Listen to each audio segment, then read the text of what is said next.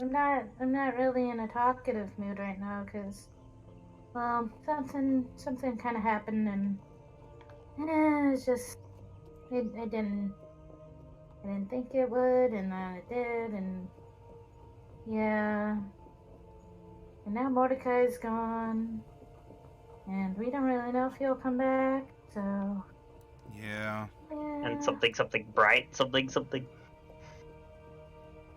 I did see in the side role play you were sharing some of your thoughts there.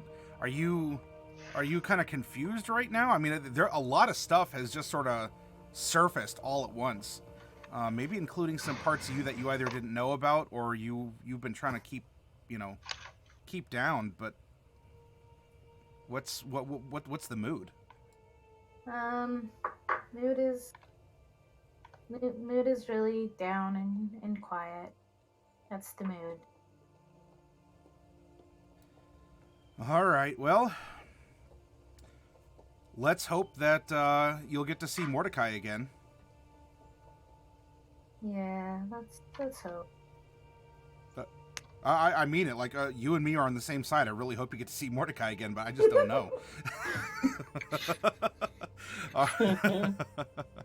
All right then. Let's hop over from Norallie over to Bright. Hey, so I was really glad I stayed behind, and now I'm also glad I stayed behind out of character too. Um, but yeah, I mean, I understand why they had to go. I mean, Selene is very curious, and her curiosity, um, sometimes her sense of restraint. So it makes sense that she would go. And Seltur, I don't care why she went. And Mordecai, I know he's kind of desperate because um, he's looking for any way he can to find a cure. And if this pans out for that, then that's good for him. So I hope he's okay. But I guess I just felt like I didn't know what was going to happen, and even Syphenix didn't seem like he knew what was going to happen. And even if he had known what was going to happen, he probably still wouldn't know what was going to happen. So altogether, that just added up to me not really feeling safe to go. So I decided to stay behind with Norallie, and I'm sure we'll be okay. But I'm ready for a nap because I've been casting this alarm spell, and once it's done, we can at least go back to our room, and we'll know when they come back. Yep. They come back. Okay, that's all I'm done. Okay. Well, hopefully you can find a way to help cheer up Norallie. But I don't know. I don't think you're hanging on to the cookies. And, well, anyway. I was trying, but she didn't want to talk very much. So maybe she'll feel better after a nap. I know I will. Naps can help a lot. We'll find out together. All right, now I suppose we got to go into spooky ritual space here. And where we had left off, there was a bit of a revelation about Syphenix as he asked all of you to, present yourselves as you are. There should be no secrets going into this. And he took the lead. And despite him taking the lead, I think Seltur was almost like beating him in the let's get to know each other department by shedding mortal possessions to in preparation for this ritual here. So let's go to Seltur, who is standing opposite of the gold dragon, the bona fide gold dragon of Syphenix here, and what's happening in Seltur space. Oh, I'm sorry, darling. Were you talking to me? I'm sorry. A little bit distracted. Oh my, he is a big boy. Well, yeah. Well, what can I say? He's absolutely amazing. I have to admit that this whole rigmarole was worth it just for this moment. Not for the ritual. I don't really care about that, but I've seen this. Oh. Well, he did seem to recognize the dragon blood inside you, so that could be a thing, right? He needed your help. Indeed he does. And more importantly, he recognizes good taste. Now, that being said, I'm not so sure about the others. Everybody else is going, oh, well, I'm not sure if he's really here to help us. Well, I guess their hesitation is going to cost them. Now, while more for me. That's true. That's less people to split any sort of magic or loot or treasure with. That's for sure. Yeah, and if they don't survive it, well, bonus for me. Leg gag. Oh, honey, you had your chance of fun. Then, if that is all from Seltur, I suppose we can go over to Selene. All? Are you cutting me off? Are you cutting me?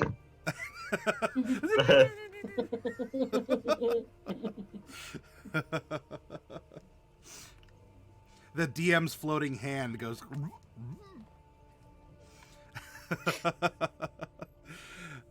Selene, you said Lagag. Yes. What's happening with you here, Selene? Well, for starters, I hope that someone picks up that communication device because I called it. The second thing is, I just hope that something good ends up coming of this, because, well, if I'm going to be putting myself to bear like this, then, well, what comes out better be worth it. Well, you wanted to learn how to swim, and you jumped in the water, and I reckon we'll see how this goes then. Quite. Any other thoughts or insight, or are you gonna pass the baton over to Mordecai? I'm gonna pass the baton over to Mordecai. I'm gonna keep everything else to myself currently. All right. Mordecai Smoochy Leaf, what are you doing? What's happening?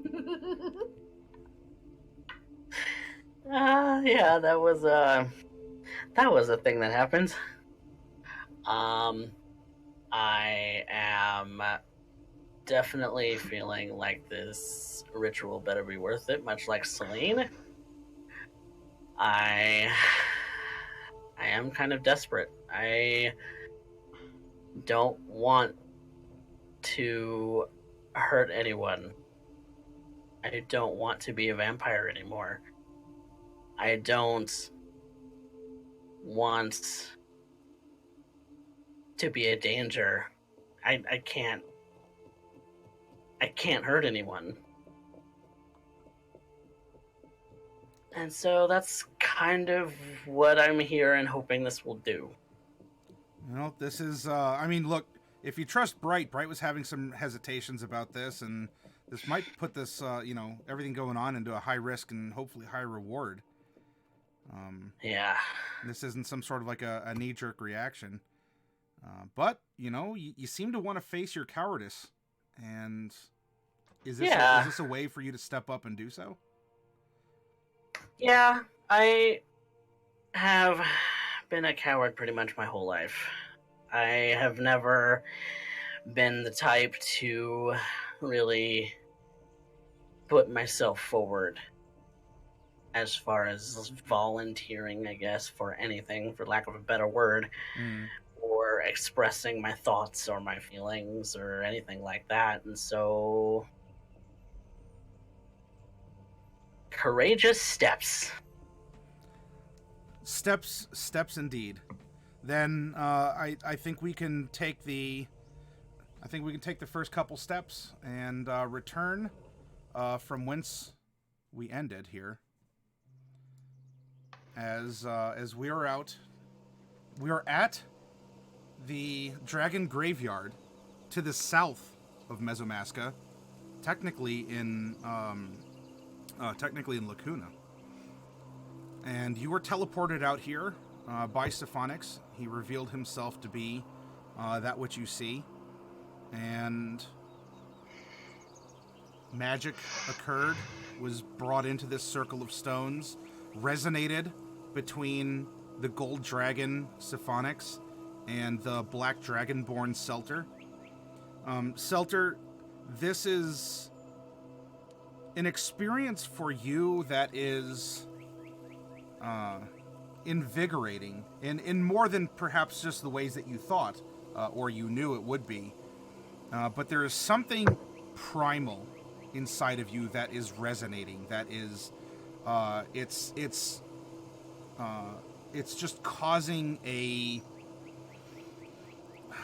resurgence, a refreshing, a minty blast of spiritual self-awareness. As this dragon magic is flowing through you and resounding with you, and you are helping Syphenix to complete this magical circuit that is now encompassing and flowing through Mordecai and Selene. And for all of you, things went dark, and you ended up seeing. I'll recreate that one more time here for folks who weren't here for it. But everything goes black, and colors are all around you. Lines zipping back and forth and through. All colors, and you feel yourself almost pulled apart and put back together, and pulled apart and put back together. It's flying, it's jumping, it's the Twitter patience of a heart in love, or the adrenaline rush of the first time that you stole a piece of candy from the candy store as a kid. It's emotion, it's experience, as you are separated from yourself and you're put back into yourself, but maybe with another layer on top, and then split again and put back again with another layer on top. And you get to watch and feel and experience this. Memories come to the surface. Things that you perhaps enjoyed, things that you regret, things that you hope for, and things that deep within you feared all along. As your essence is swirling and swirling, and we find ourselves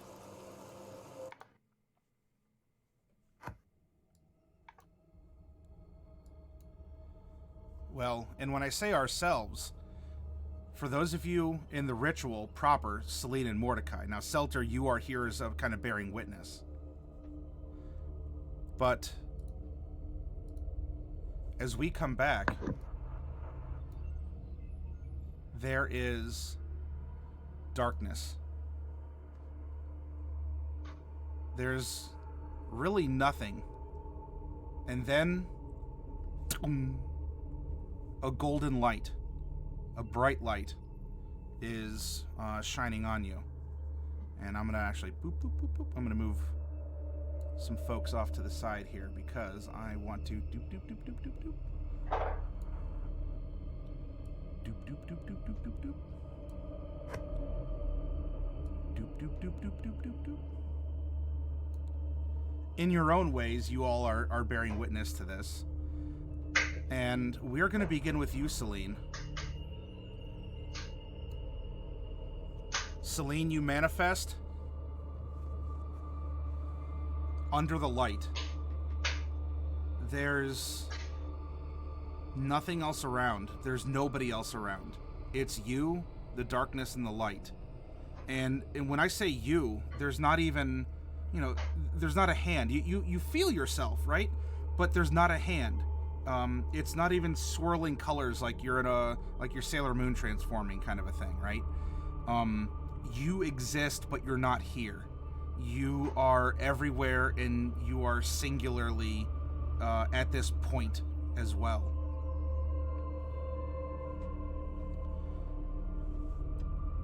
Finding yourself in this state, and with what you're observing, you can see and hear all around you. You feel a coldness, except for the light. It's sort of like going out on a very nice spring or autumn day, where the temperature's cold and the wind is a little chilly. But if you're walking in the sun, if the sun's on you, it's not too bad.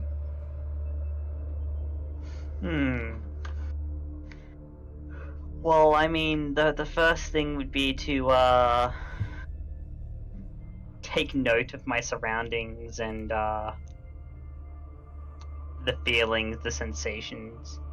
Just mentally taking note of everything and taking it all in.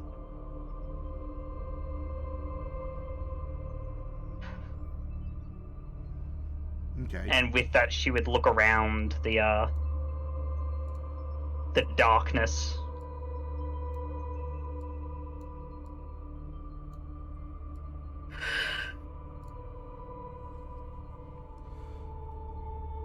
It is just you, Selene, says a directionless yet omnipresent voice, but one you recognize. It is one that is familiar but changed. It is Syphenix's voice, but as you'd expect, not spoken through a human throat. Throat. Yep. Well, I mean, good thing I understand Draconic, because it means I would understand it all the same. It is just you and me here. But the focus is on you. I wish to help you. I wish you could become closer to what you want to be. And this is one way to do so. Selene, who do you wish to be? Now, Selene thinks about this, ponders this question for, honestly, to her, what seems like an eternity, but it's really only a couple of minutes. And before she goes,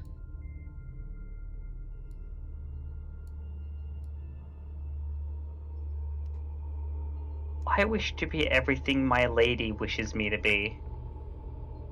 I wish to be a master of the force of death and the force of life. I wish to be a bridge, merciful yet firm, between the world of the living and the world of the dead. And she holds up as she emphasizes this with a gesture. There's like it's one hand when she says world of the living, and her other hand when she says world of the dead. She's like, it's like, I wish to transcend the confines of what mortals have come to know, yet maintain the moral and ethics to do what mortals deem to be the right thing.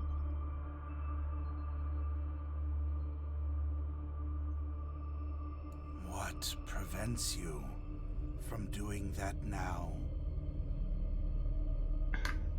What limits you, Selene?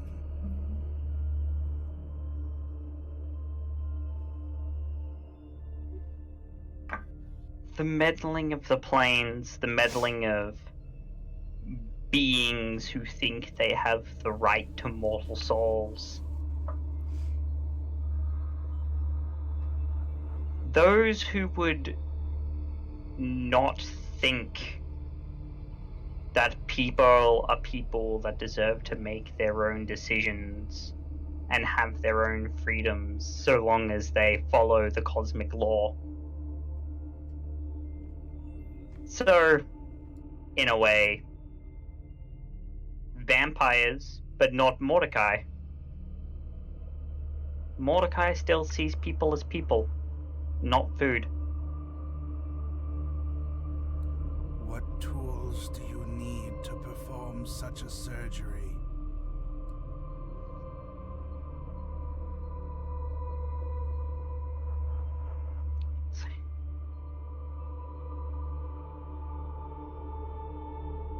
I need...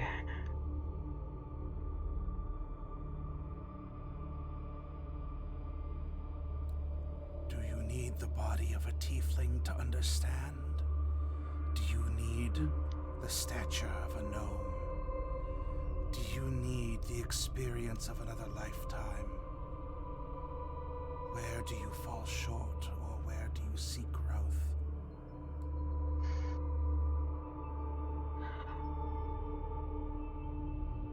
I seek growth in knowledge, insight, and wisdom. I seek growth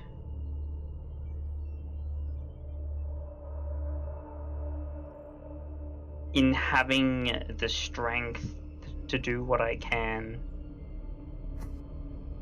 the serenity to accept the things bound by cosmic law that I cannot change.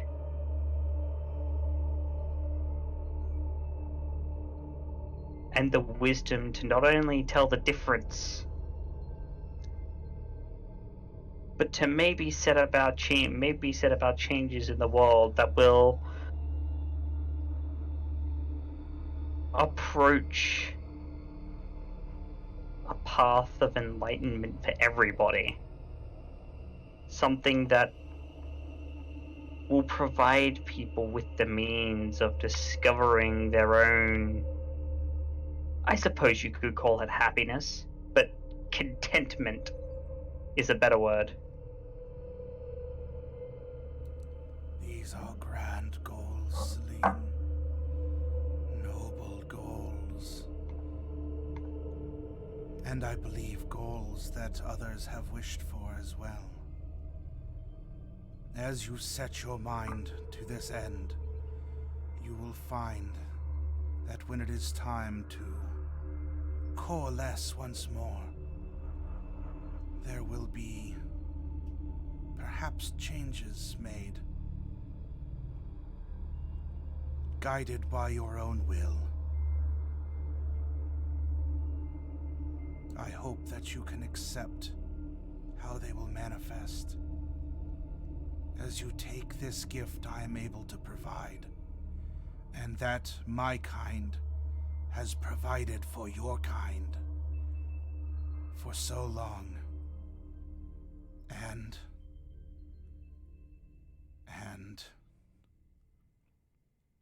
perhaps what has planted the seed that is bearing such worrisome fruit these days. With your wishes, think about those who've gone through the ritual before and what it could have meant to them or for them, and just what the fulfillment of such a thing can bring to oneself, one's people, or the very place in which you live.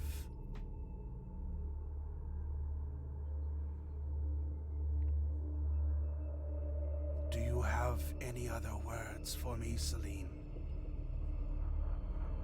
Or a question perhaps I can answer? Actually, yes.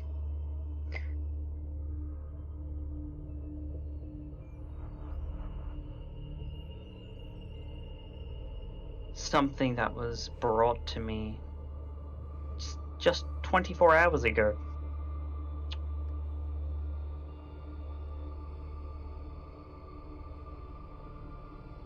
The gears of this world, the machinery of this world,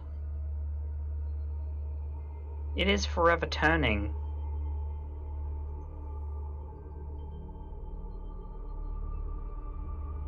But in which way are these beings trying to spin the gear? Is it forwards? Or do they attempt to go backwards? Do they intend to disrupt this machinery, to destroy it, perhaps?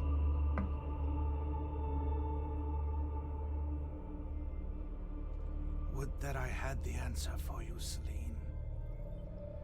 What has come to pass has come to pass after my time. I am a man out of place.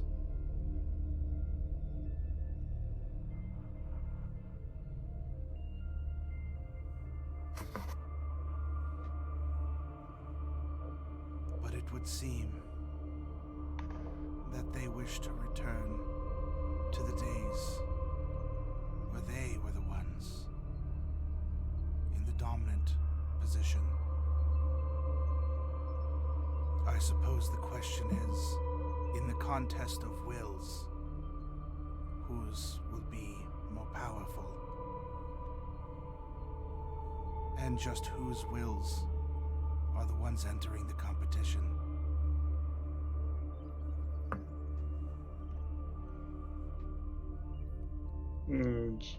Selene nods at that, and she's like, then before this little conversation is over, I will say this to you.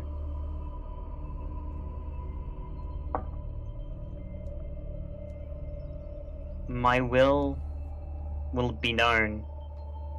My will be manifest. And my will be unleashed upon this world. Then unleash it. That is the only way to manifest it. Hoping will not do so, Selene. And you begin to discorporate once more. Beam me up, Scotty.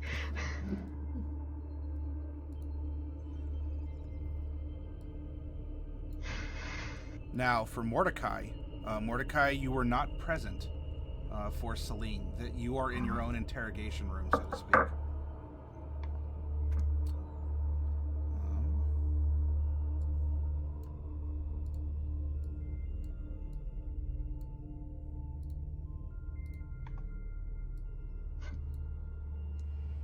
Mordecai, you find yourself shapeless.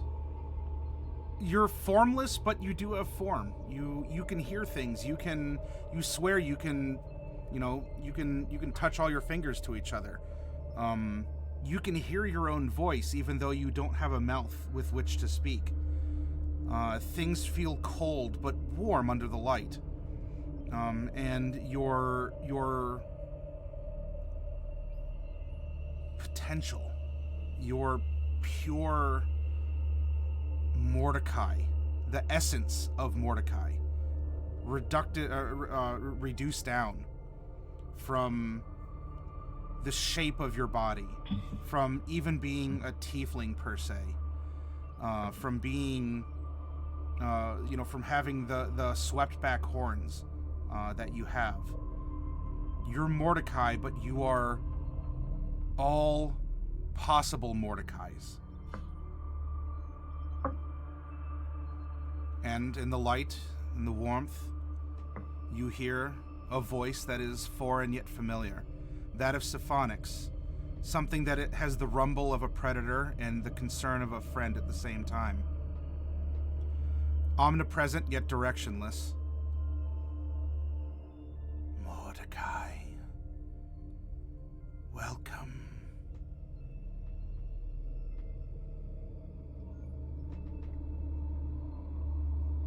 Hello?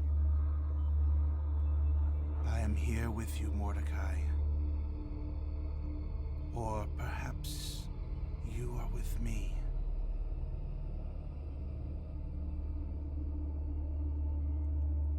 Tell me, Mordecai, as I enact the ancient accord between my people and your, well, predecessors.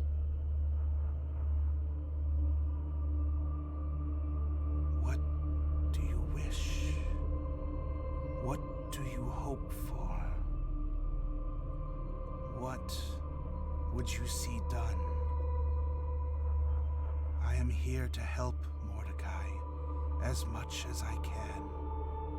I owe you this, if not more.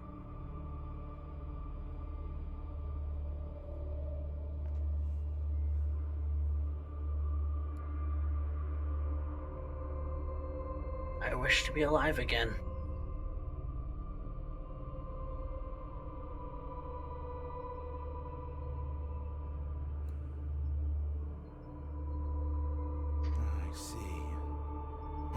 all, you have no regrets to confront. You have no choices to smooth over. You have no weaknesses to strengthen, or strengths to perhaps redistribute elsewhere.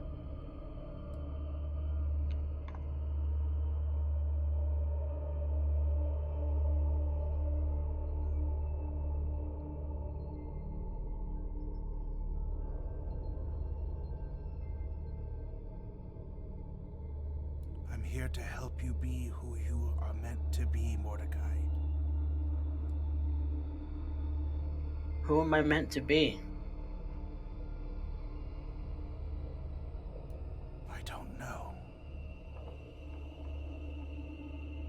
I don't know, Mordecai. But I can help you understand that question and meet it head on.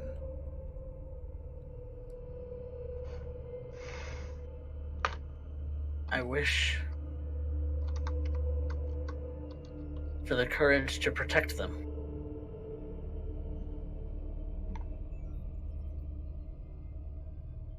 Courage requires strength, requires conviction, requires not just the will, the hope, but the ability to impose it.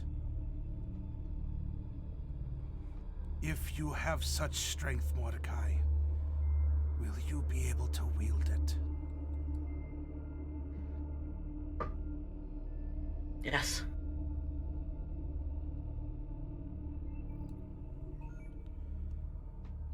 A very long time ago, Mordecai, your ancestors made such decisions under such circumstances with us. It was a part of who we were to tend to those who were weaker than us, for many reasons. Some you might find unsavory. And when given the option for such potential, they chose to strengthen themselves in a way that has now been passed on a great long while. You are the inheritor of such a legacy, Mordecai. You can see what strength can do, what ambition can do to a person.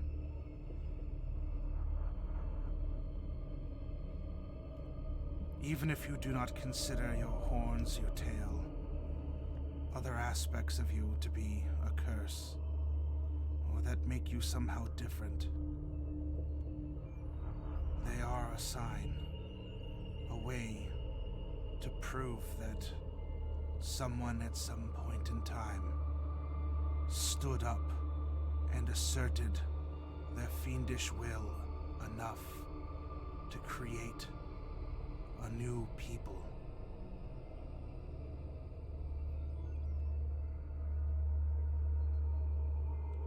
So too, Mordecai, will there be consequences when it is time to enact your will.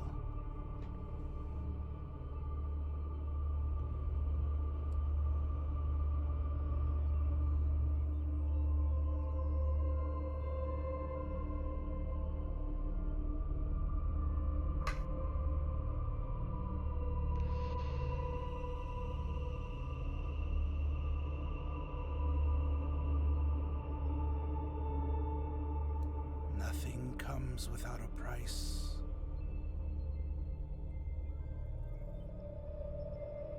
This was a lesson my people learned, and look where it got us. It killed us, Mordecai. It ruined us.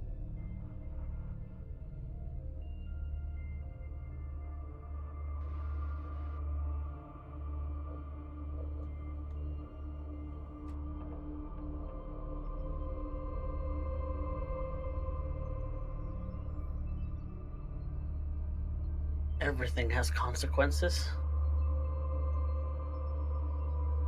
Everything has a price.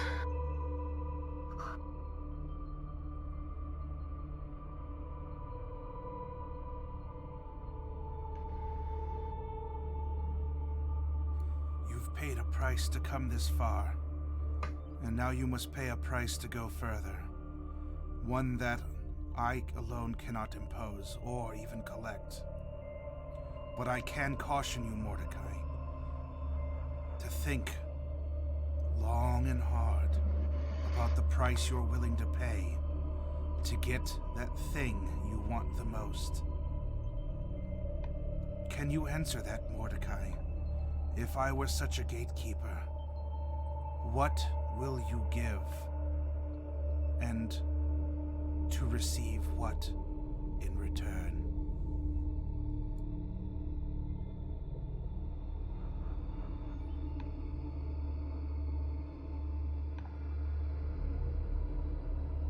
I only want to be strong enough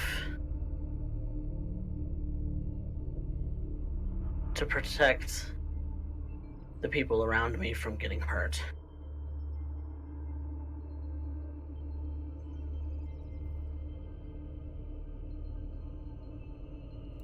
I know they are the source of the pain, Mordecai.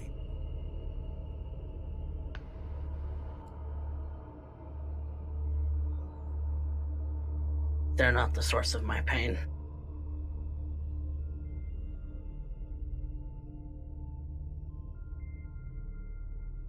They're the ones who give me the strength to endure it.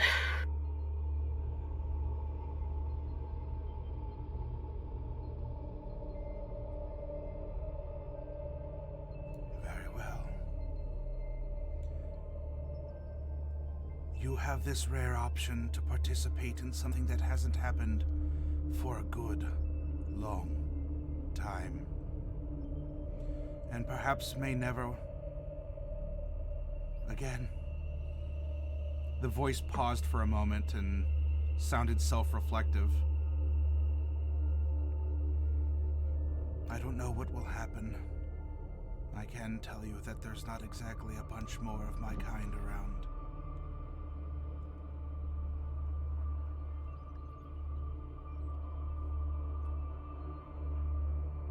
Use this gift, Mordecai. And realize that should you find yourself or others in the jaws of tragedy, it could be up to you at great peril to pull them into triumph.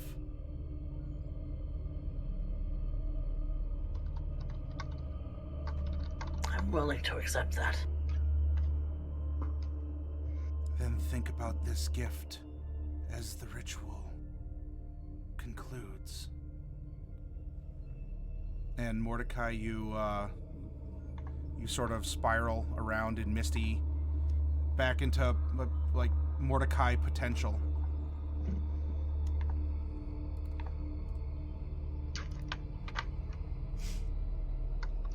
And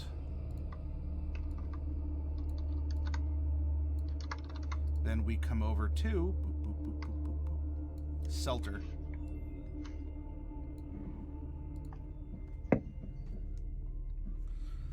Seltur, I thank you for what you have done. It is difficult for me to maintain my concentration. Your blood is purer than others, but it is not what is needed to sustain the ritual much longer.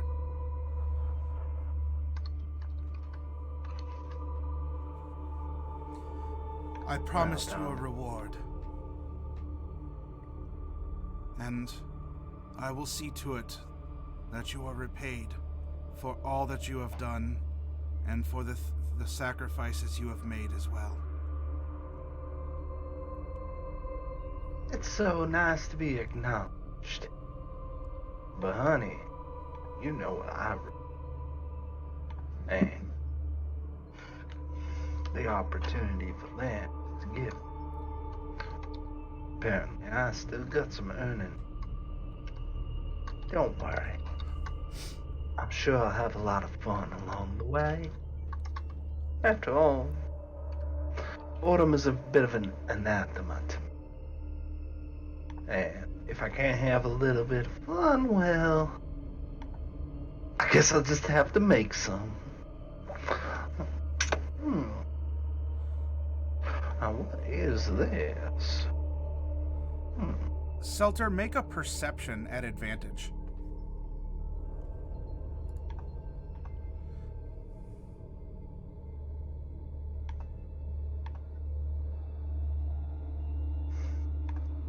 All right. Well, not a 2. We'll go with the 19 instead. As you are, Seltur, in your confidence here. I mean, not that you were a part of the other people's rituals, but perhaps in your own way, because of the confidence in the way you've carried yourself.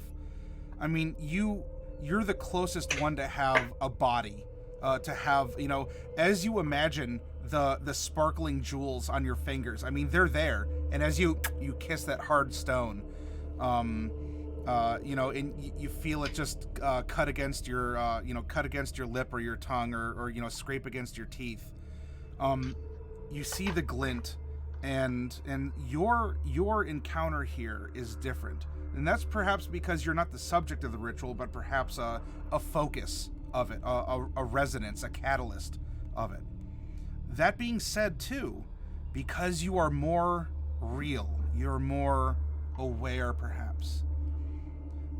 Amid this otherwise empty place, there's a noise. A distant noise, and one that's not coming from Syphenix. It sounds like someone yelling, and it gets louder. Looks like we might have an intruder. Seltur, your eyes catch something moving in the darkness, shooting. I hope it's edible. At a speed incomprehensible, as a tendril of 1,000 screaming faces comes lashing out of the darkness and wraps around Syphenix. Oh no, my dears. Syphenix looks down at the thing wrapped around him and looks at you, Seltur. What?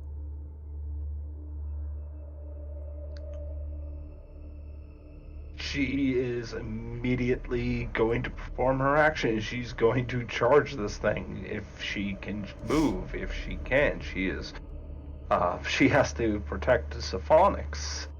Do something. Yeah. She will rip this thing off. This tendril of faces that is trying to grab hold of Syphenix. She will rip it clean off. She'll stab, she'll bite, she'll pull. She'll end up using all of her strength to end up doing so. Perform some kind of action then. I'll leave that up to your repertoire. Well, it's definitely going to be a feat of strength. So she's going to end up doing so. 28. Whew, doggies.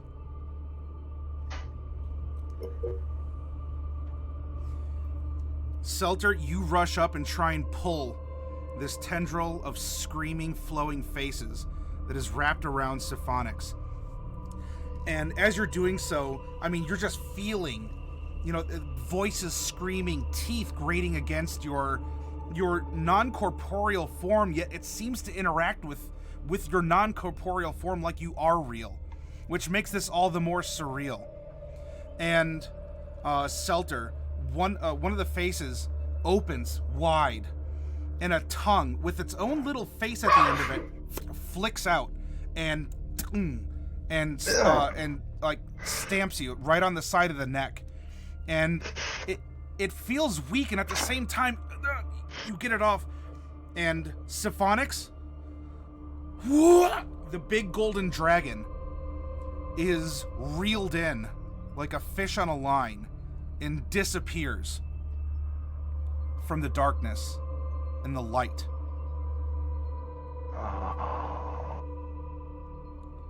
Oh, honey, you shouldn't have done that. And for Selene and Mordecai, as you have each finished your separate but same moment with Syphenix, he tells you to be ready to become who you will become. And you feel yourself beginning to manifest, beginning to become corporeal once more. And as that happens, and you're seeing details, as you're seeing an outline, a shimmering substance of yourself, there's something also in the distance that quickly flies forward. A tendril of 1,000 faces. And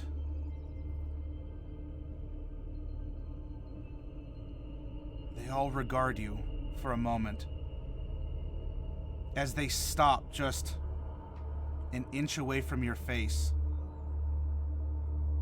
A mouth opens and another screaming face lashes out and tags you.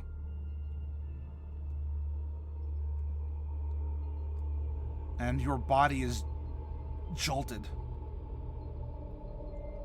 And for the three of you involved in the ritual, everything does fade to black.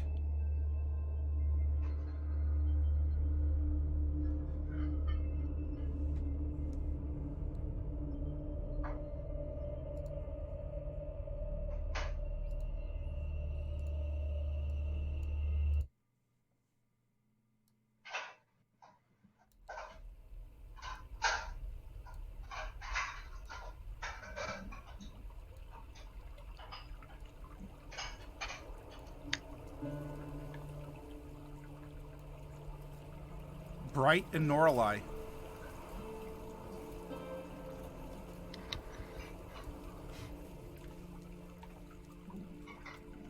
You go off to take a nap. It's pretty tired. Your nap is peaceful. Your alarm, Bright, doesn't go off. Kinda hoping it would.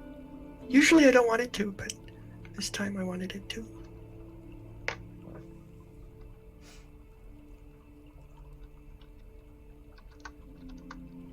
The sun is still up. Still a decent enough day. The ritual could still be going on. Magic can be weird like that. Some rituals take a very long time.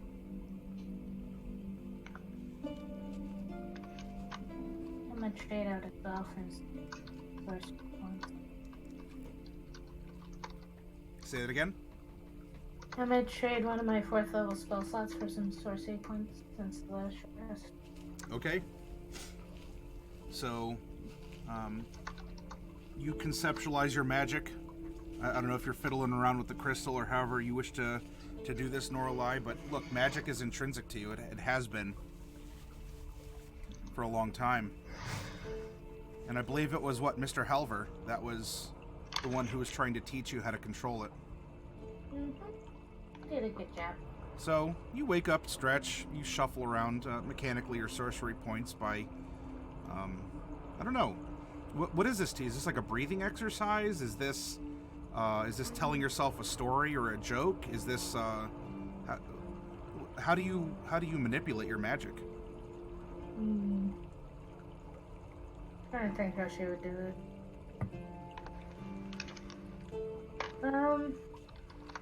Yeah, probably like an exercise, a breathing exercise. Something that it'd be probably not something you'd think she'd do because it was probably something she was kind of taught. It's like this is how Mr. Halver would have taught her to, you know, relax and maybe renew some of your magic. Okay. All right. So you take a moment on the bed after waking up Norallie. Very comfortable. Remember, you all were given a suite at the Tumbled Wench there.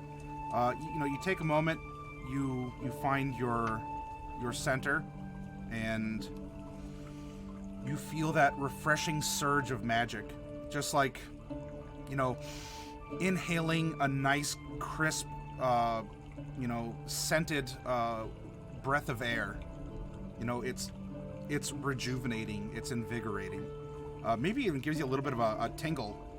I don't know if it so much goes up your spine or maybe tieflings say down your tail. I don't know. You're gonna have to tell me if it's a cultural thing for you all. You feel it. You feel it in your horns.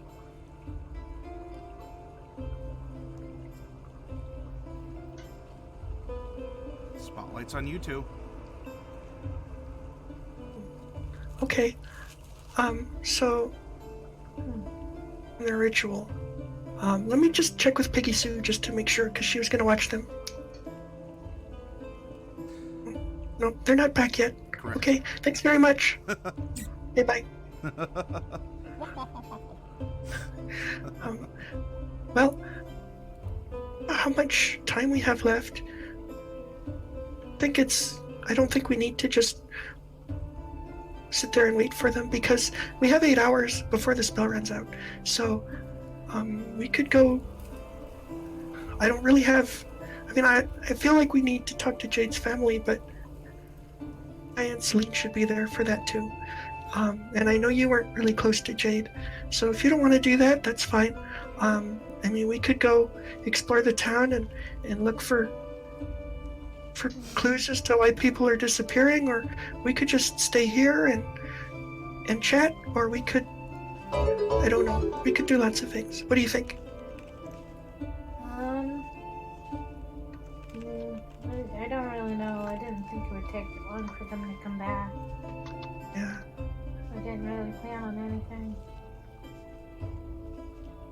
We'd probably go. Maybe we could go shopping or something. I don't have any money on me, but we could browse. I think Mordecai has most of the money. Maybe we should reevaluate that. Maybe we should have thought of that before he disappeared. I'm not sure. Yeah, I should have asked him for some spending money. Money's it's just not that important to me, so I only have 2 gold. So I don't know how much we can buy with 2 gold. Probably not much. We can get things without money. Except. Okay. Do you have anything you need? I don't really need things. No, I don't think I need anything. Well, I heard that they have a chicken downstairs, and it's kind of like Mordecai. And instead of laying blood eggs, it lays eggs that are filled with peanut butter. They say it's a seasonal thing, and they're really good. Just in case you want to try those. Ooh, peanut butter's nice. Okay. But other than that, I could go talk to Jade's family, just me. I was the closest to her anyway, but I don't know that I want to leave you alone. It'd be really quiet if you left, so maybe not. I guess we could try to see where everyone went, although we looked and it was pretty obvious they went to that magic circle, the mushroom circle, but I don't think there's going to be anything really we haven't seen yet. Yeah. Okay, so I feel like we're kind of at loose ends. So maybe we could ask around town. We both like to do magic. Maybe we could ask around town, and maybe there's a magic shop or something. We don't necessarily have to buy anything. We could just go window shopping, and then That'd be fun. like.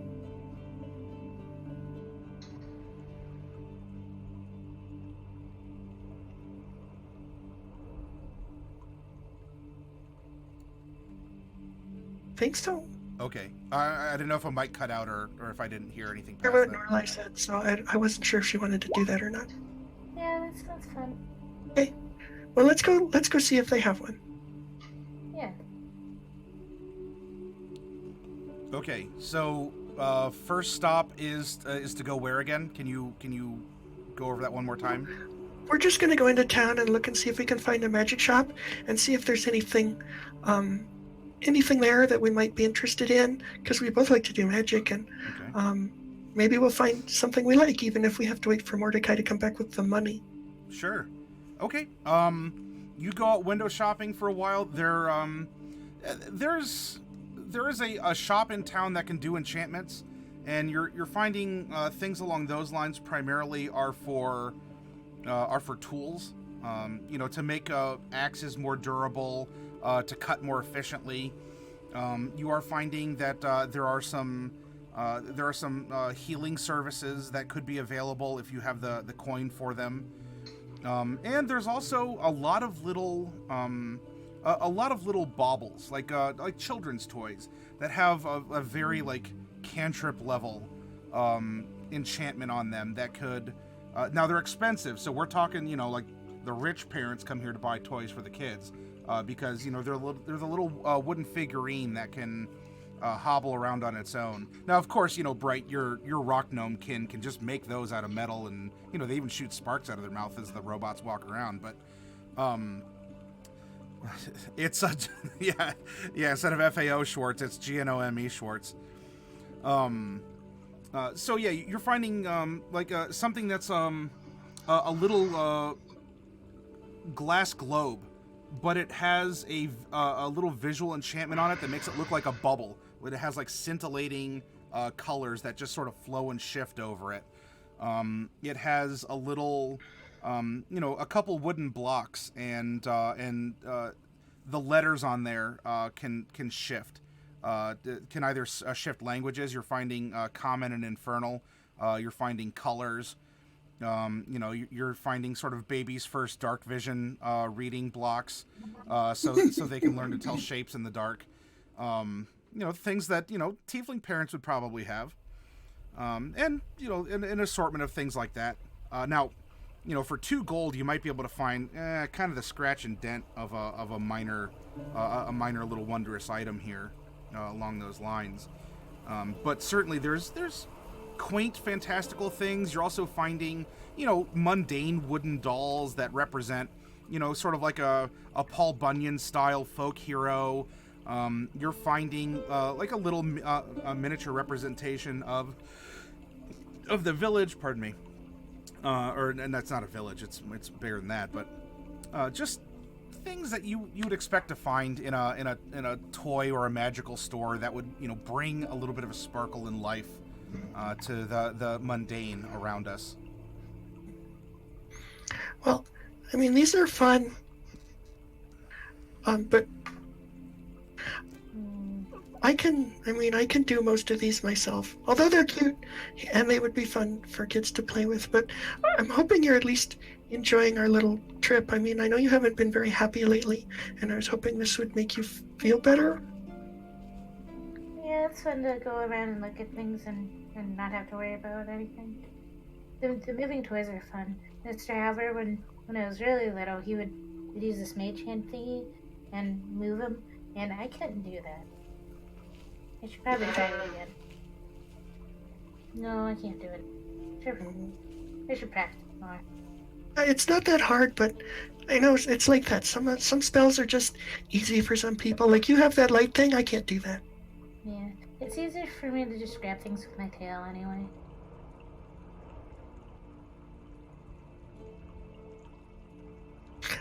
Maybe you could practice Mage Tail. Ooh, that'd be cool. There you go. Create your own cantrip. It's just like Mage Hand, but it's a tail. Yeah, think positively. They're cantrips, not cantrips. Yeah. Okay. Well, this was fun, but maybe... I don't know. Maybe we should go on... I don't know. I feel like I need to go to Jade's family. I mean, Would you be willing to come with? I mean, maybe you'll start to appreciate her more. I didn't know her all that well, so I wouldn't really know what to say to them. Hey, well, maybe we could just go get some dinner. The day is getting on, so I'm having a meal. Having a meal could be, help set things right. Yeah, let's see if there's an Uctian restaurant. Make some recommendations. Yeah. Given the sylvan nature of Greenshield here, and you even got a hint from Bambardalus. He went to go study trees for a while. So he says down in Uct. You can find an Uct restaurant. It's even managed by some forest gnomes. A nice forest gnome family is working the place here. Although their staff are humans and tieflings, but you can hear gnome in the kitchen and some gnomish music being sung or played. Maybe it'll be authentic. That'll be the best. All right, so the evening's getting on, and you sit down, and Bright, they're happy to see that there's another forest gnome here. Norallie, you do not speak gnomish, correct? No. Okay. Well, you might feel a little left out because the family's going to come out in sort of like one or two at a time, and just jibber jabber away with Bright. Hey, how are you? What part of Uct are you from? Oh yeah, do you know this person? Do you know that? Like gnomish conversation. It's the same as human conversation, but about twice as fast. It's like listening to people speaking German. So, except every second word is actually discussing food. So it's twice as fast, but they talk about twice as much, so it kind of evens out. It's like when you see people speaking a foreign language and it sounds like they talk really fast. It's just how it sounds to you because you don't know the language. But with gnomes, it actually is twice as fast. So it sounds 4 times as fast. So Bright, they're happy to talk. What are some conversational topics you'd bring up with an Uctan forest gnome family that's living here in Greenshield and Mesomasca? Well, so first thing I would probably want to know is why they came here, because most gnomes are pretty happy to stay at home, and that's kind of how we are. So for me to see somebody who's out and about and just happy and having a successful life and a successful business, but not in Uct, that's really exciting to me because, so I want to see how they're adjusting. Sure. You get the entire story at a very good clip.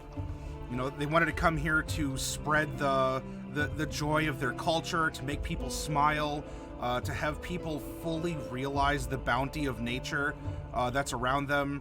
And then, of course, after they came here, they looked at the trees, and then, of course, there's a squirrel in the trees, and they just couldn't leave the squirrel alone. So they're talking to the squirrel, and they're just learning, and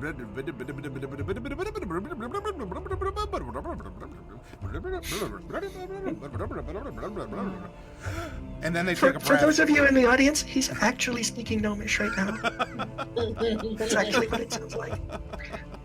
Norallie's just intensely looking at them, trying to pick out words that she might have heard Bright say. It's you probably do hear some things, and every once in a while, Norallie, you're kind of there lurking and listening. Might hear a name. You probably recognize names. The names do stand out, but yeah, Gnomish is definitely, in our world, it's sort of. Very much like an auctioneer's language, maybe combined a little bit with just its own unique racial flair. So you're just kind of getting sold. It's like, you just bought a bag of nuts off me for 350 gold pieces. They're not even magical! So yeah, Bright, the intention was they were going to come here and just sort of look around and say hi to people and spread joy. And then they saw trees, and then they saw squirrels, and then the next thing you knew, they set up a restaurant, and they've been here for quite a while. This is like a second-generation gnome family now, so... So are there other gnomes living here, or is it just you? Because usually there's just a couple. Just a couple come and go. They stop in. We give them the good stuff. And... Okay, that's nice. So, what... So, you know the Morgia root? You have that, right? Well, we have to import it, but yeah. You know how a little goes a really long way? Yes? Don't you put about 3 times as much in hers? Are you sure? I think it'll be fun. Okay. And all the gnomes, just Norallie, as they're talking with each other, like back and forth, all the gnomes just kind of turn their heads and smile at you. Oh no. Eat in common, or not in common. They're trying to acquiesce in infernal. Eat. Yes. Yes. I'm making you food, and they go to the kitchen and.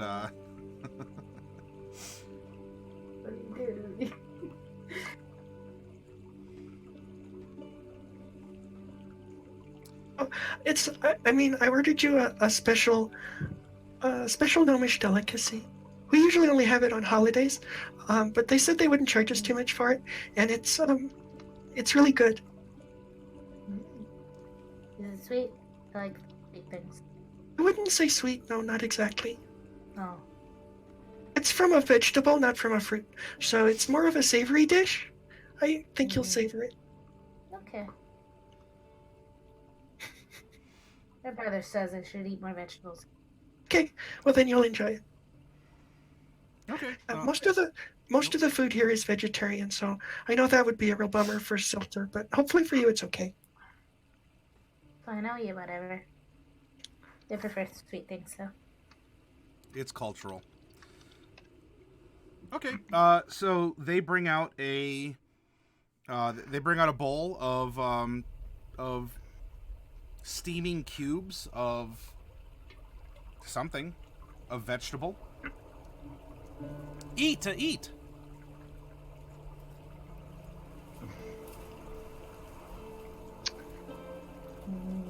They're like potatoes. I will eat. Okay. Okay. Itadakimasu.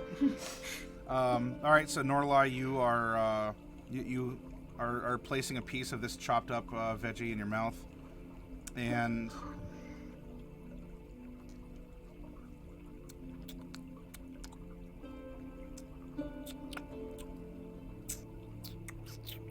this is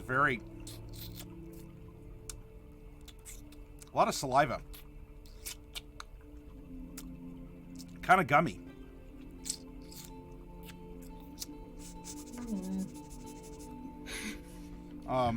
This is the gnomes have invented the word mouthfeel, as ridiculous as that sounds. And you're getting a very interesting mouthfeel from this. As you try and chew it, and it's turning into the chewed version, but it's still kind of a little cohesive, kind of like a piece of gum almost to us, where you chew it and it just seems to, it squishes between your teeth, but you can't seem to actually chew it. And the flavor is just, it's weird because all this is really doing is causing you to salivate really heavily. Like, it's kind of, you have to be careful because you're like, oh, this is good, and it's just sort of like coming out of the dentist, kind of, numb, salivating.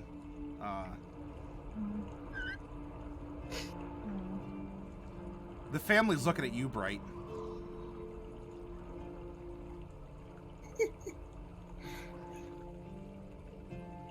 I'm happy. So I'm eating mine. Mine is more It's kind of like a risotto almost. It's kind of in that boundary between pasta and vegetable. That makes sense. So it's very quick and Jetty. very quick in hand gesturing language, and with risotto and such. Clearly, then Gnomish culture is Italian culture. Well, not exactly, but maybe there are some similarities. So, Norallie, how are you enjoying your?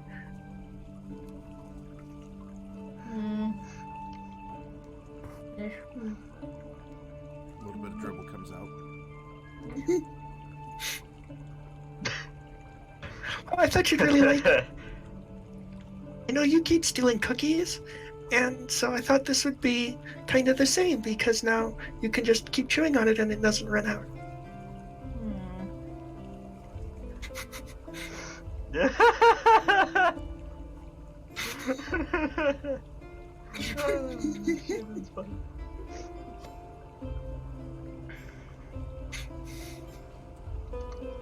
You can have some of mine if it's not to your taste, and I just pop one into my mouth. If you want to trade, I'll pop one of hers into my mouth. The trick is not to chew it too much before you swallow it. Just swallow it right away. Oh, if only she told you. But yes, what Bright is having is very tasty, and Bright, kind of gives a quick little chew and gets it down, and doesn't seem to be just chewing on it forever and a day. So Norallie, you're getting a taste of Gnomish culture. You're learning a little bit about Gnomish family values, and of course the fun that they like having with their guests in their houses / restaurants. And it goes over fairly well.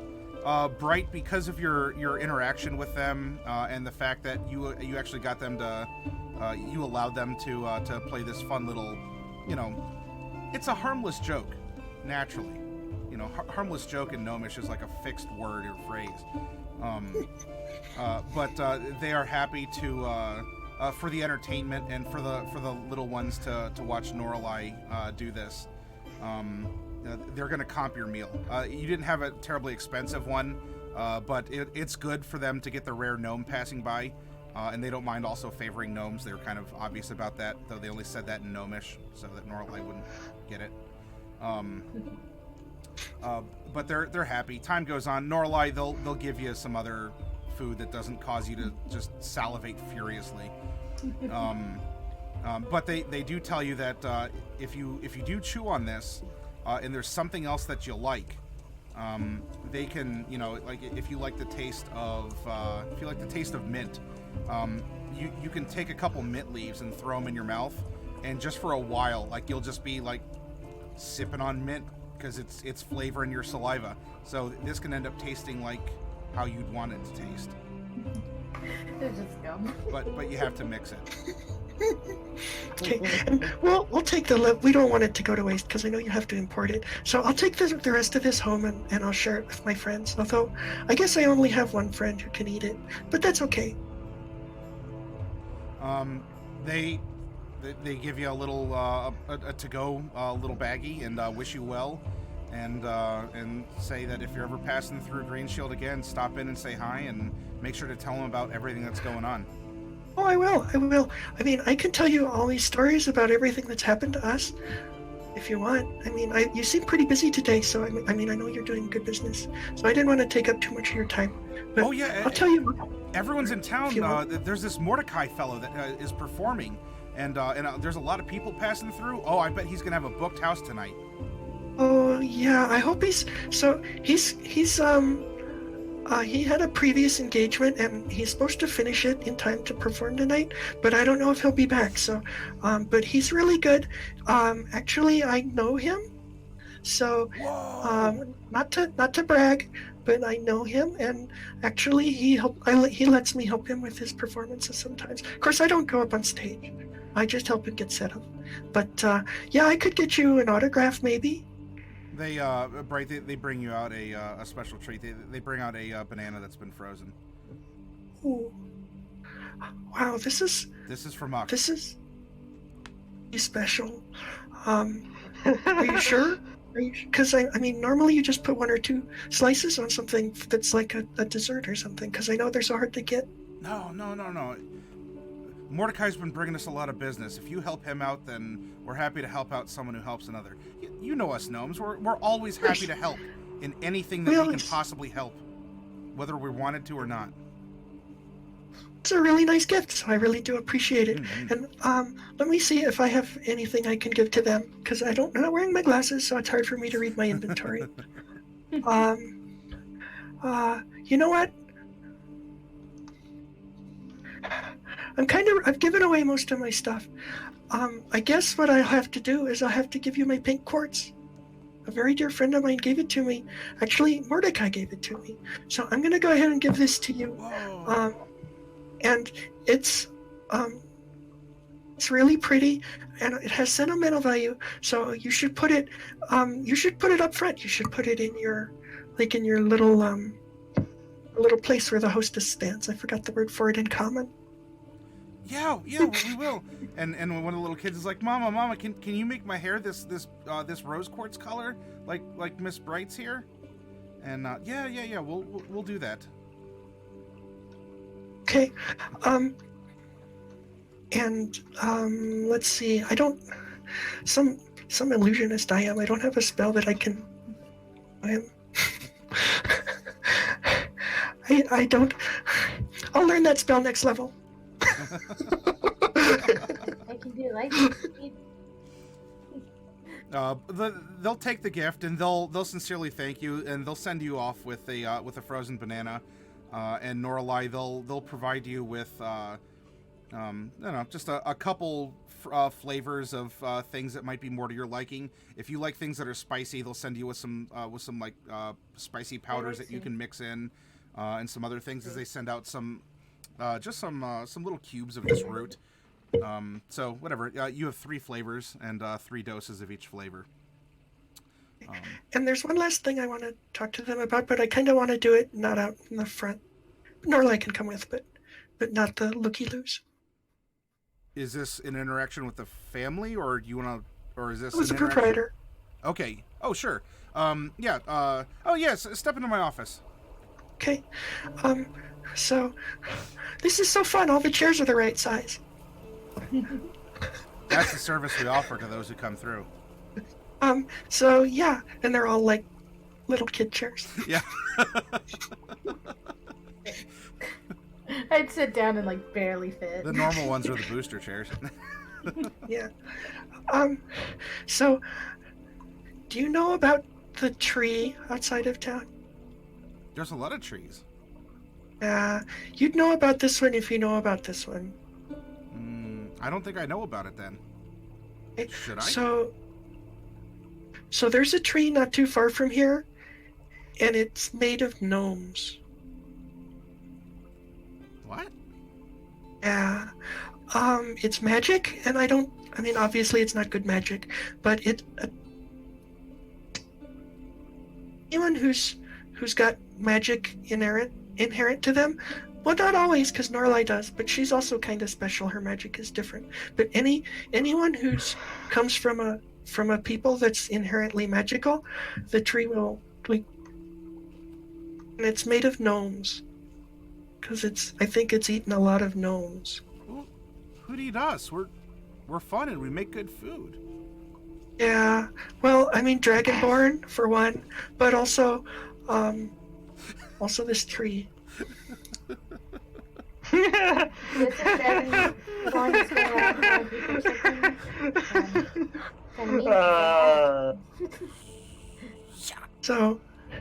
So if you this, I guess you don't. So I'm sorry to have to tell you about it, but I think you should warn all the travelers who pass through here. Actually, do you know? Have you seen like an uptick in travelers recently, of gnome travelers? Not necessarily of gnome. I think we'll see some soon. With winter having broken and we're in springtime, we'll get some people traveling, and, well, of course, there's the rumors about the war going on, and that has a lot of people really upset, and, well, a lot of people might stop through Mesomask on their way up north to Aslandia, because, there's our poor rock gnome cousins up there who are just toiling under the sun. Those elves, I just wish they'd see, look, we're all of the same Fey heritage. We're the happy people, we're the kind people.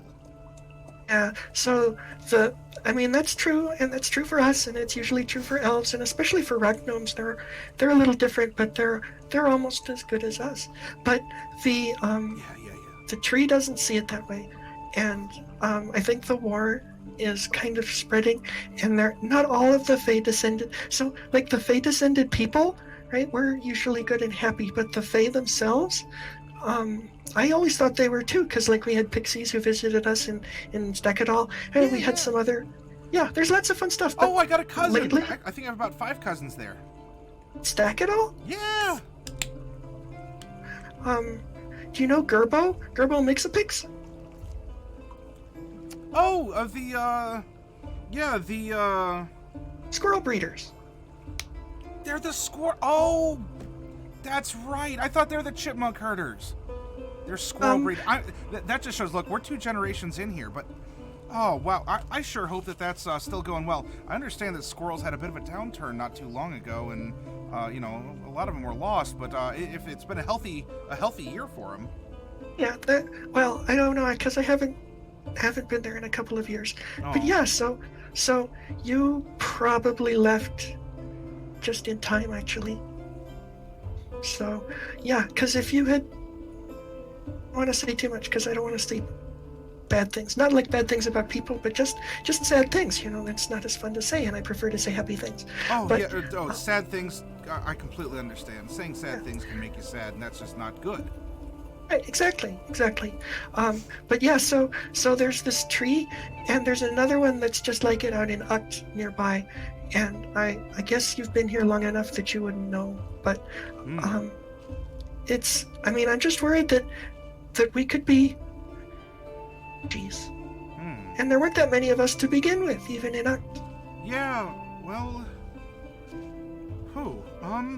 We'll keep our eyes and ears out, and if any of our people pass through, we'll make sure to let them know, because there should only be ever more gnomes.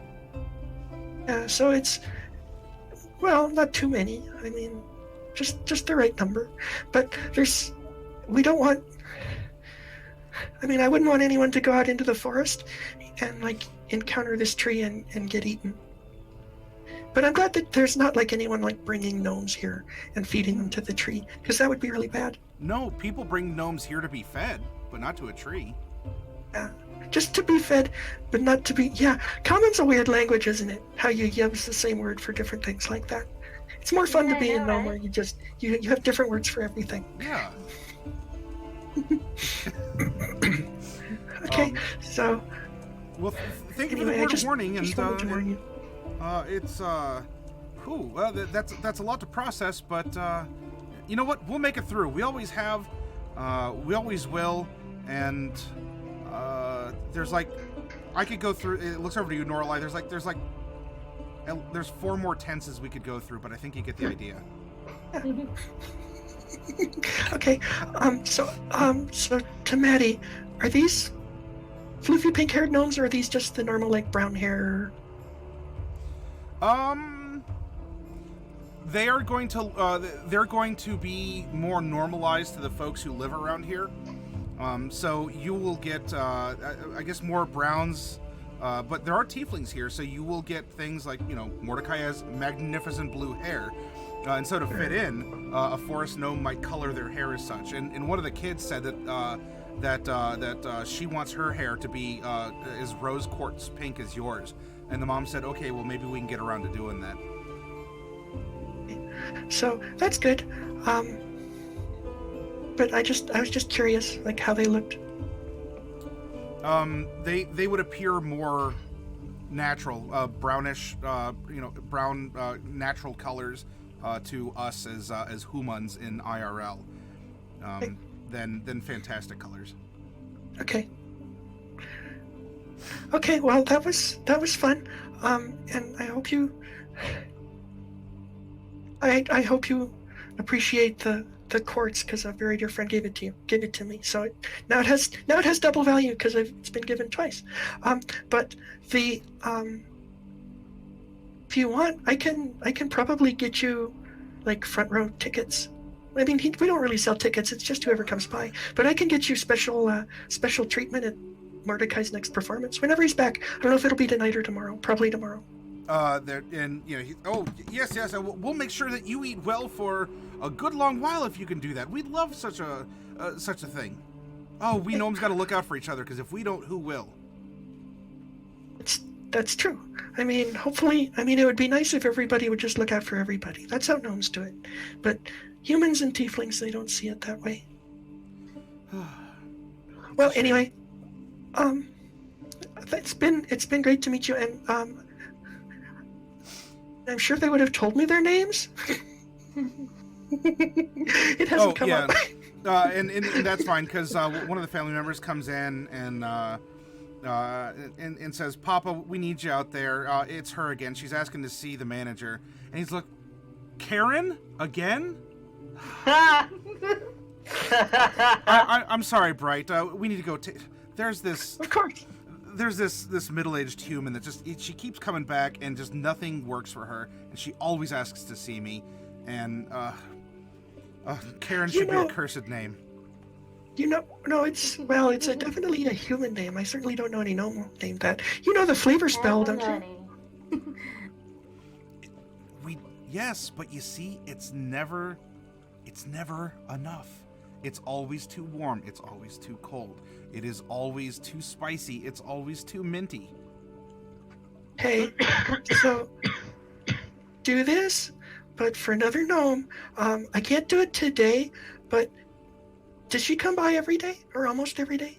Once a week. This day, every week. She comes out here, and it's even worse if she brings a couple of her human friends out, too.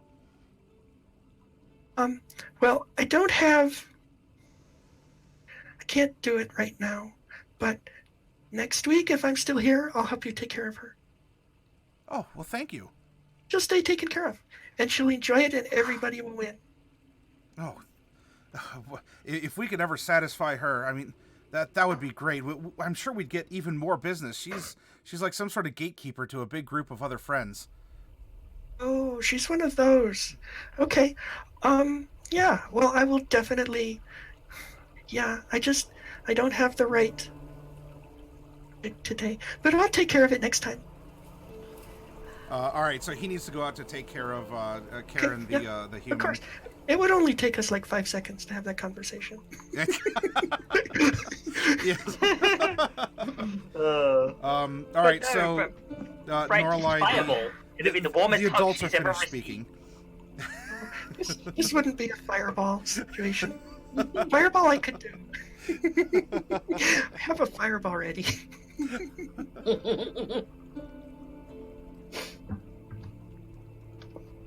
So anyway, sorry for talking so much in gnomish, Norallie. It was, I'm sure you'd be talking. I'm pretty sure I got 3, maybe 4. Well, I could teach you the language. It's pretty hard language, but I have time. I do like some of it, like. It's I fun don't to remember say. what it was, but the one that meant like. There's rainbow, lots of fun words. That's really fun. I forgot how. Yeah, some of the words they just tickle when you say it. Okay. Since I'm not prepared for that right now, let's do something else. So, no word of any return. The time is passing, and of course, a good point was brought up is that the manager of the Tumbled Wench was expecting a performance from Mordecai, and we don't have a Mordecai. Not that it's going to happen in the next half hour because the sun hasn't even set yet. And he's been going on 10 p.m. or so, kind of a later night crowd. But certainly there is, with the evening pressing on, people are out, they're festive, and with Mordecai's performances, now plural, there just seems to be He's become a talk of the town, really. Yeah, the talk of the town. People are walking with a little bit of a spring in their step. Yeah, you know what? Sure, there's a potential war, just always on the verge of outbreak.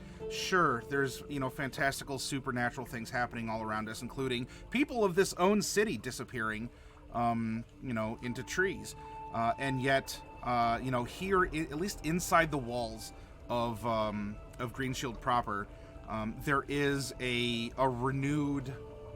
A vigor. Hey. Well. So, right, are you good at instruments? Because if we have to take Mordecai's place, I'm not any good at it. So, do you know about the Xenothrash? Did we talk about that? So the Xenothrash is a gnome instrument, and it's based on the holophoner, but the holophoner is really hard to play. It's so hard to play that only 3 people in the entire world can play it, and they're not very good. So the Xenothrash was invented to make it easier to play. So it works by crossing a holophoner with the bagpipes and the accordion. And so you can play the bagpipes and the accordion together, and then all you have to do is blow into the holophoner, and it takes care of the illusions for you. But so anyway, I practiced the Xenothrash, and I wasn't very good.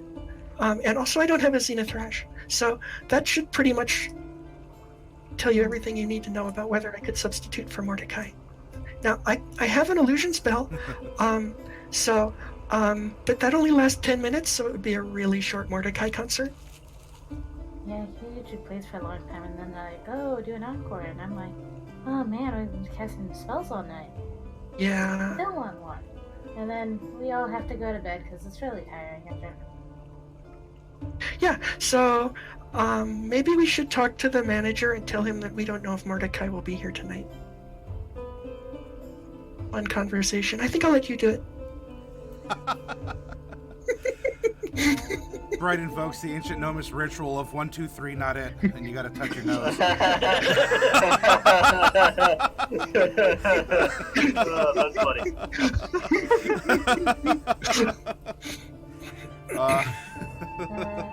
I guess I can.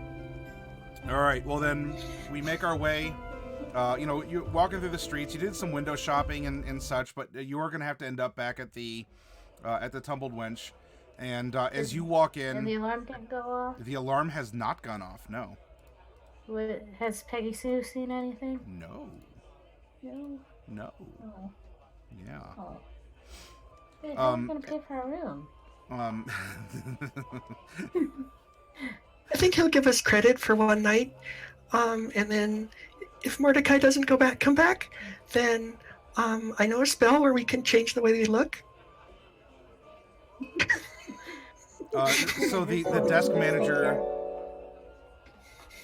In the middle distance, you hear Agraf sounding rogue and are read not like gnome discussing how the local tavern somehow sounds like a tastes of spilled meat and mixed tree nuts.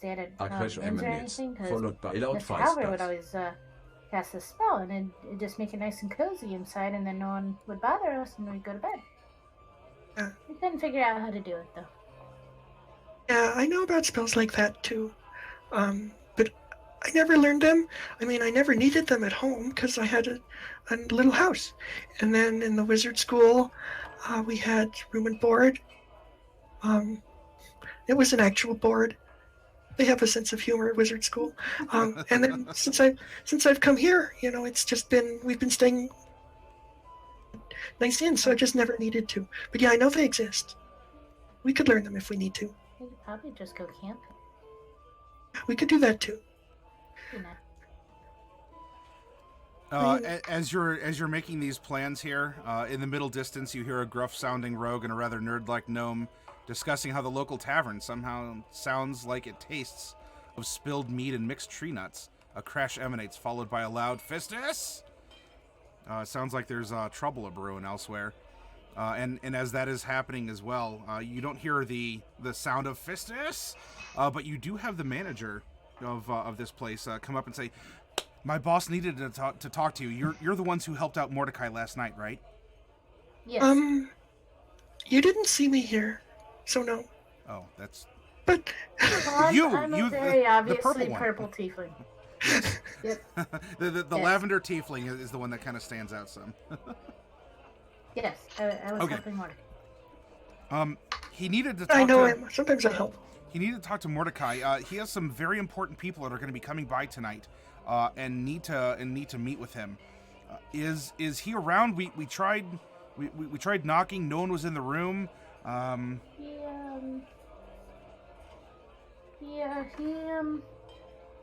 He went somewhere and he said he'd be right back, but it's been a while, so he might have got delayed, and we're not quite sure when he'll be back. It might not be tonight.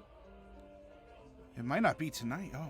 Oh, my boss isn't gonna like to hear this, but I mean, do you know where he is? I'm sure we could send a carriage. Is he holding out for that, or he's not on the Luciferase, is he? No. He's not burning out, is he? No, I think he got off that.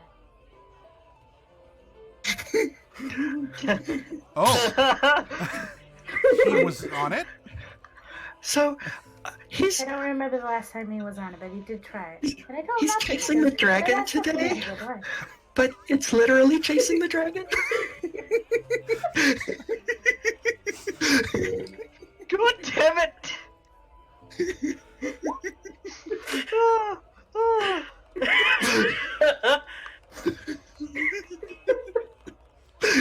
Whee! God damn it. You ever wonder why it is that the average tiefling has no pupils? They do. So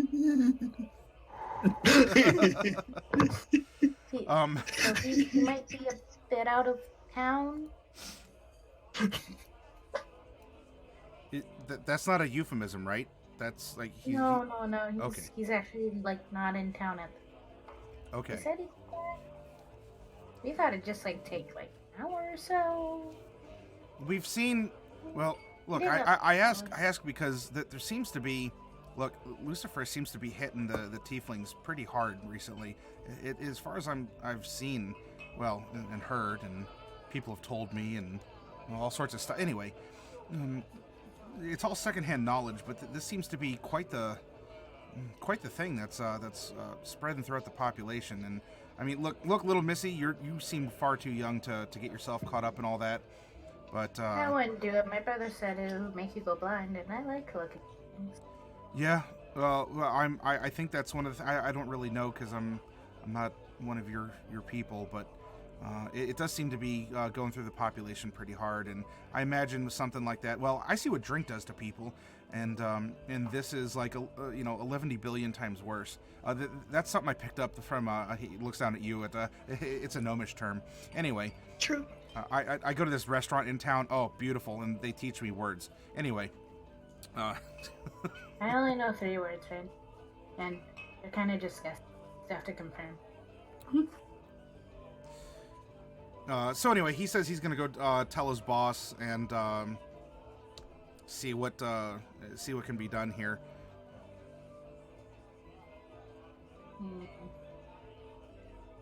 Who is it that wants to meet him?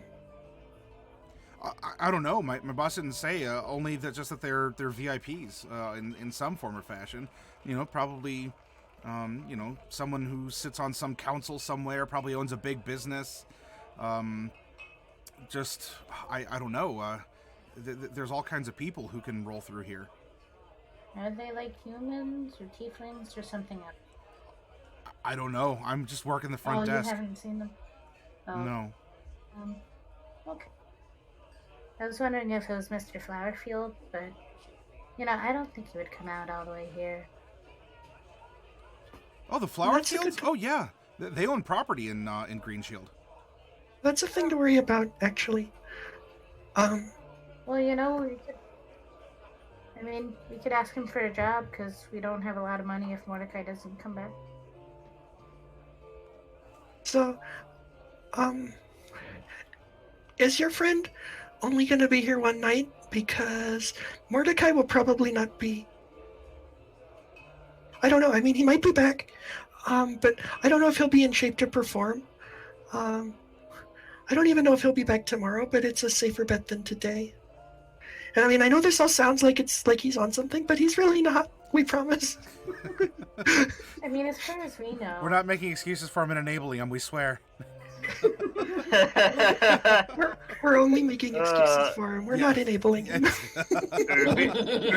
Oofy got real. Yep. We don't promote the use. We just encourage it. So he's gonna go off and talk to his boss here, and I'm gonna have to do a little bit of fast forwarding. If there's something specific you want to get to, that's fine. But if there's a general sentiment, then I'm gonna take that and carry it forward a little bit. Is there anything else that you want to specifically do to talk or go to a location or otherwise kind of? I think bond? we're good. Okay. I think we're good. Other than me, like my minor daily care of my pets. Okay. So that's fine. The boss is going to come over to you all, and he's going to talk to you about the situation. The hours have passed on, and it seems very clear as we're getting into the late evening that Mordecai is not back, and it's crunch time. And so, in a bit of a frantic or a frenzy, he asks if either of you are good at performing music, or at least getting by, if you have some sort of magic. Norallie, he looks at you. You're a tiefling. Can we paint you blue or something? Can you think you can stand in for Mordecai? Well, my horns are really different, so, and plus I'm much shorter than him, so it might not work. I am pretty good at disguising, though. So, So here's the thing. Normally I help with my magic, but the thing is, I didn't get to recharge my magic today, so I can't even do that right now, except very little. I only have like one spell. Yeah. I can teach you my breathing exercises so you can do more magics. That's what I do. Oh, well, I think you might be better off. I don't think we can fake it. Now I do have one ability, okay? And I'll tell you what I can do, and it's not very good idea, but it's an idea, and that is that I can disguise myself to look like Mordecai, but it'll only last for 10 minutes. Actually, I think it'll only last for 3 minutes. It's terrible. So if we could get our meet and greet done in 3 minutes, and there wasn't an actual performance, or you didn't have to see the performance, because I can also make sounds, although their sounds won't be as good as his, but they'll still be something. It's pretty crappy. Poor Bright just panicking here. Okay. This is so delicious. I could do the blue paint, and I have many masks, so I could put on a different mask so no one knows. And then I'm a little shorter, but you know what? I can kind of use, like, it's not really floating, but I can kind of jump off of things and fall slowly. So it's kind of floaty, and that'd be cool. And then these guys running around and squirming. I can do some other little tricks and things. And I can try to play something, but I don't really do music well. Oh no, you can do magic. I should just pretend to play something. I can. Oh, go ahead. Sort of. I can sort of do because the sound is just Maybe be more of a dance. I can do that all day. Yeah. But as far as actually seeing actual Mordecai, I'm not in a good place for that right now. You did. I mean, you are coming off of an all-nighter of brainstorming and lack of sleep. You probably have a little bit of. You have some baggage. It doesn't count against your carrying capacity, but you do have some baggage under your eyes. Normally, I could at least maybe I could banish the VIP, but I can't even do that right now. Panic! What do I do? Just go away! You know, right back. Haven't you ever felt like, boy, I wish I was just somewhere else right now? So the way I do it is I wish they were somewhere else right now. Norallie, all right, so you're coming up with this plan, and you two are the stagehands, and you're like, okay, so we were playing around with lights and shadow, so maybe if you paint yourself kind of blue and you wear a mask, and there's like lights that play off and distract the eye, you know, and there's, you know, some of the like the 3-minute magics of Bright and whatnot, you might be able to pull something off. Have an idea. Have a little idea. I haven't tried it before. Is it? My ideas, because I don't have good ideas right now. Things that, in the meta sense, that have not been pursued yet or haven't been imbued on your character from leveling up are not available right now because that imbuing hasn't occurred. That would have been a good idea, though. I'm not against it. We just have to, you know, we got to get you there is all. So, with this in mind, I mean, the manager's freaking out. He's gonna try and, you know, he's gonna try his best to do what's possible. He'll run some interference and, you know, go out and say, you know, warm up the crowd and say, so Mordecai is gonna, you know, try and do something very experimental. You know, you've seen him perform these 2 acts.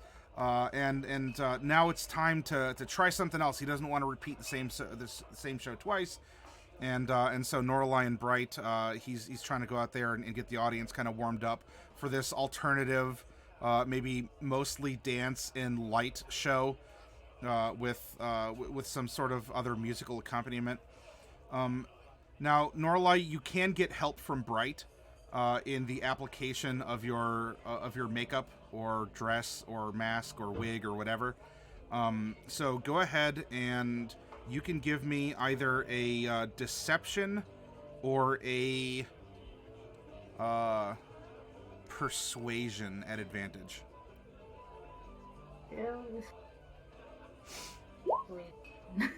All right, so a 21 persuasion. You know, through mundane means, you are making for a pretty good Mordecai. You know, you're having to carry yourself differently. You know, you're having to kind of, you know, you picked up on how he carries his tail and kind of, you know, how he has his shoulders. You know, and so you're gonna have to, you're in different clothes, and you kind of have to change your voice up a little bit here as you put on your best Mordecai impersonation possible, with the resources that are currently available. So Norallie, you are dressed up as Mordecai. No pressure, but everything is riding on you, literally, and and with Bright backing you up here in some form or fashion, you two are gonna have to put on a show of, you know, the Tumbled Wench presents Mordecai just without Mordecai, because he and the others have not shown up. You know, you're hoping Peggy Sue or the Alarm is something happen, but it doesn't, and the show is going to have to go on. So what I would like is Norallie.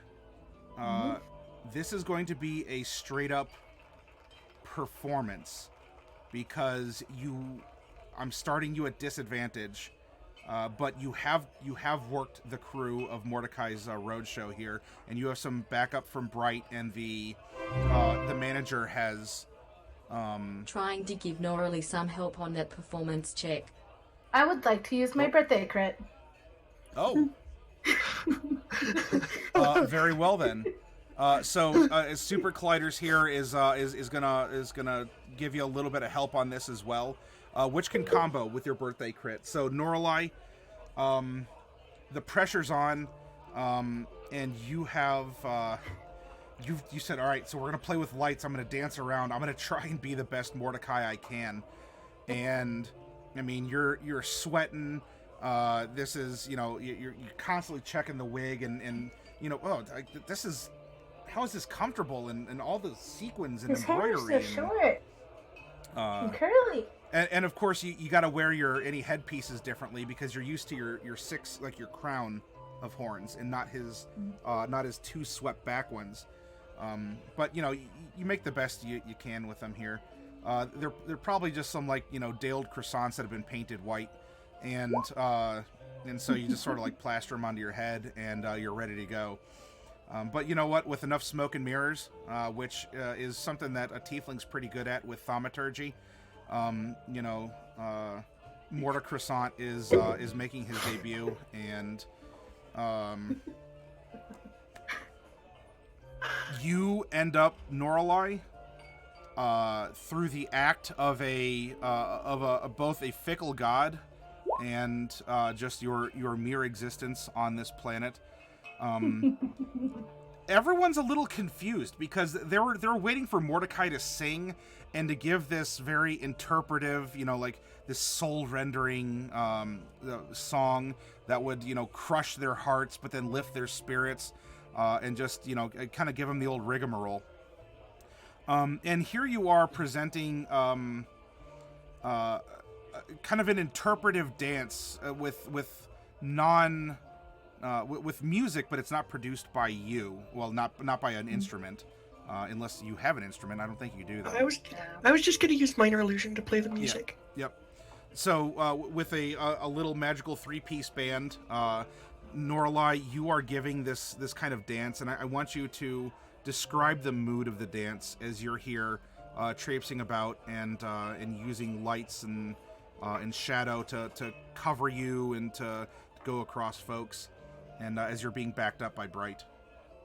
Alright, well, I'm not gonna click on them, but I do have thaumaturgy and dancing lights that I would color the lights to, instead of purple like last time, blue. Probably to make my my disguise look a little better. Oh, right. Okay, yeah, you're using the ambient light to reflect off your makeup, sure. Yeah, I'd have dancing lights, and I keep them separate, but have them swirled to kind of distract from me a little. And while I was doing, whatever dance, it'd probably be a little prancy, because I am a very, hippie, happy-go-lucky, usually, type of person. Okay. So Mordecai's kind of tiptoeing through the tulips? Yeah. All right. And I'd probably a few times jump and use Featherfall to slow my descend. Oh. All right. And get kind of it's kind of an interesting mix of a sad tone, but still a hyper, not hyper, but a still active dance of sorts. And the dance would have faster points and slower points with use of haste and whatnot. And what are you thinking about when you're dancing? Probably just, try, I'm probably thinking we don't know where Mordecai is or if he'll be back. So, at some of the sore points, it'd be is he coming back? And, is Selene coming back? At some of the faster points, it's just pure adrenaline of we're trying to make this convincing. So a mix of me being worried for them and me being worried for myself. Okay.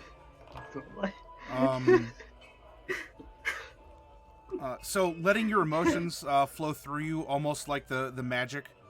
Now I am gonna need some wild magic rolls. I am gonna need some wild magic rolls as you're performing and you're casting things like Featherfall. So you're getting caught up in the mix here. So we're gonna say that over the course of the performance, I need you to roll 3d20. Unless you want to just purposely open the floodgates and cause a wild magic surge. Let's not. Okay. So, ooh, nice roll. 16, 18, 19. All right, well, none of those are ones. And so you managed to close the door and not spontaneously combust in the middle of a crowded theater.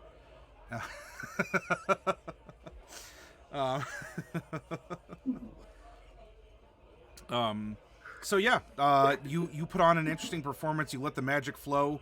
Maybe at the time you weren't even necessarily conscious about it, but you're getting used to the body control, the bodily control of magic, and just because you've been a little bit more outgoing with this sort of stuff now, Norallie, and it's showing your adaptiveness, your resourcefulness, and so the people at the Tumbled Wench at the end of the night,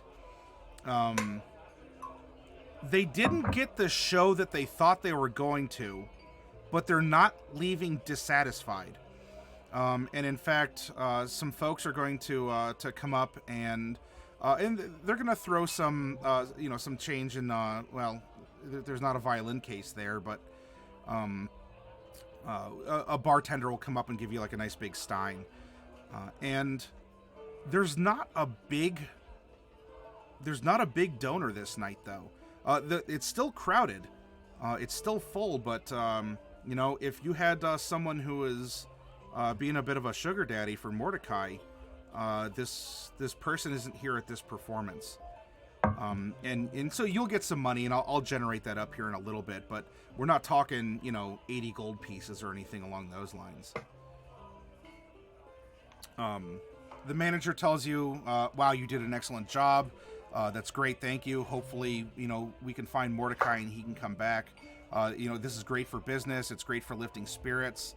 Now, I mean, he's not going to sign you into a contract, but he definitely wants to know if Mordecai's going to be back to perform again, so that he can tell more people. And he's also not subtle about saying, you staying here is a part of his performance. But why don't you sleep on it? You all look very tired, and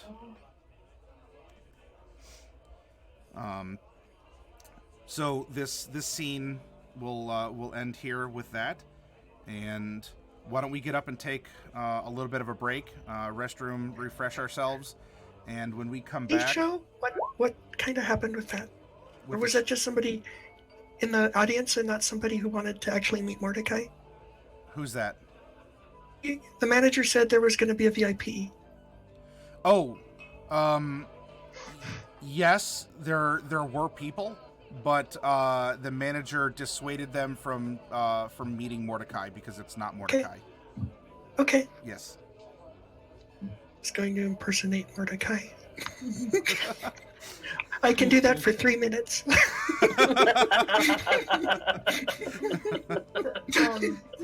But I'm happy not to have to. Mordecai snaps, yeah, what do you want? I got 3 minutes. Make it fast. Come on. Oh, damn. I also subbed up Norallie's performance. It's in the game chat. No. I'll take a look at that here in a minute. I'm going to get up and take a break here personally. So I have 1:25. Why don't we come back at 1:35 a.m.? That should give us enough time to use the restroom and do whatever else we need to do, and we'll pick up for the back 9 of this session. Excellent.